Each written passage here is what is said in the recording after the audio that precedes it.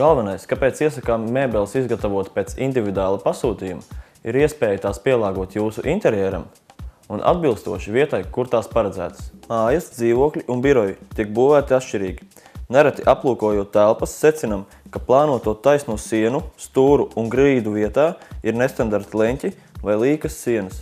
Šādos gadījumos, izgatavojot mēbeles pēc individuāla pasūtījuma, mums ir ļoti svarīgi noņemt precīzes mērus, lai izgatavotās mēbeles būtu piemērotas attiecīgai vietai. Plānojot virtuvi iesakām, domāt nevien par to, kā tā izskatās, bet arī par ērtu mēbeļu lietošanu.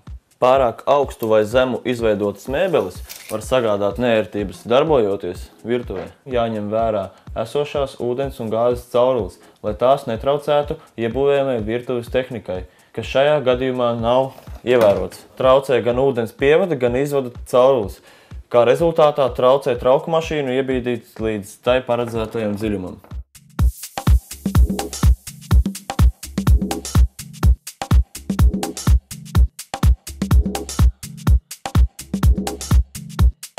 Trauku skapi iesakām izveidot ar ventilāciju, lai nerastos šeit redzamā problēma ar materiālu uzbriešanu. Prakse pierāda, izmantojot lētu furnitūru, tā ātri nolietojās.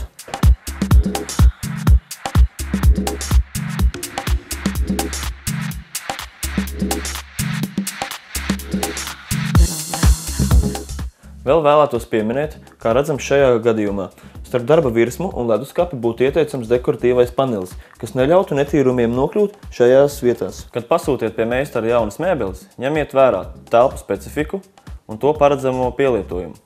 Te nu gribu teikt senu sakām vārdu, kuram pilnībā piekrītu. 7 reiz nomēri, pirms nogriez.